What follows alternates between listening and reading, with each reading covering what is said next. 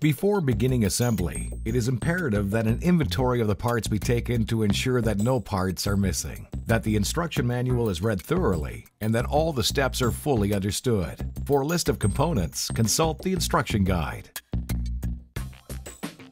Assembly consists of 4 basic steps. Step 1. Installation of vertical posts with bases. Step 2. Installation of horizontal beam. Step 3. Installation of vertical posts without bases. Step 4. Installation of lateral posts. Step 1. Installation of vertical posts with bases. Place one of the bases on the floor at one end of the boat. Insert narrower section of one of the AB posts into the base.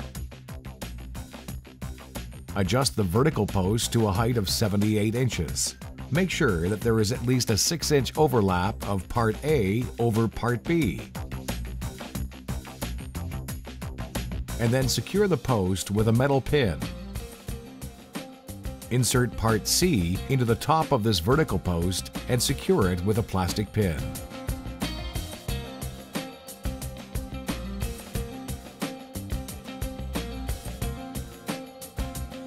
Now, you must stabilize the vertical post using 4 straps. To assemble the straps, the teeth of the clamp on part GI must be facing upward and GII must be inserted from the bottom to prevent GI from slipping off GII. To secure the posts with the straps, start by attaching the carabiners or climbing hooks of GII parts to 4 opposing anchor points on the boat. And then you can attach the other end of each of the straps to the eyelets on part C at the top of the vertical post. The 4 straps must be installed in opposing directions in order to achieve the best possible stability for the vertical post. The straps can be tightened by pulling down on the loose ends of the straps, and this should be done from inside the boat as it is much simpler and easier to do this way. Repeat this process for the second vertical post at the other end of the boat. Step 2. The horizontal post. Insert one of the AB tubes through part C at the top of each of the vertical posts. You can now bridge the gap between the 2 vertical posts with A and B tubes, securing them with plastic pins and making sure that the A and B parts of each tube are overlapped by at least 6 inches. Make sure that the horizontal beam you have just created is level. Step 3. Installing the vertical posts without bases. You can now install the other vertical posts without bases, as in Step 1, making sure they are evenly spaced according to the dimensions of your boat. These posts are also secured at the appropriate height of 78 inches with metal pins. At the end of this step, you should have 4 vertical support posts, and therefore 4 metal pins installed. You must now stabilize the new vertical posts using 2 straps per post.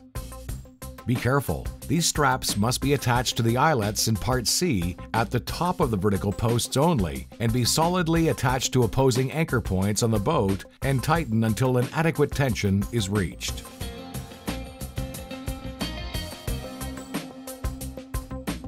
Now that the frame is solidly supported by all 12 straps, insert one of the flexible unions into one end of the horizontal beam and secure it with a plastic pin. Now, insert the other end of the flexible union into an ABR tube and secure it with a plastic pin.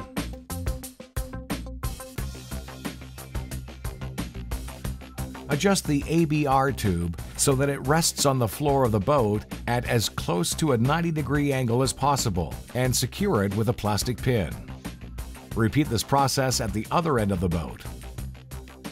Step 4. Installing lateral connectors.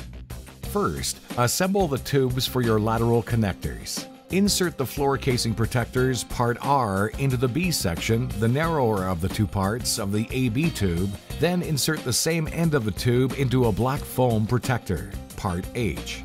This step helps to protect the edges of the boat as well as the tarpaulin.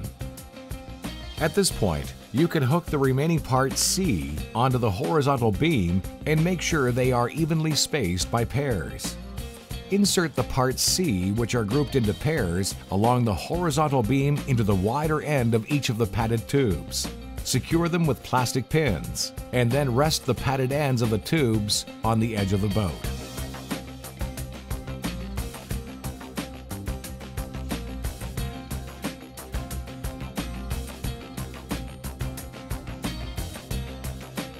You have now completed the installation of your Navigloo frame.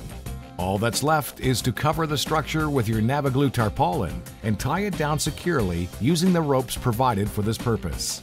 It is also strongly recommended that an additional length of rope be belted around the hull of the boat over the tarp to hold it securely in place during the storage period.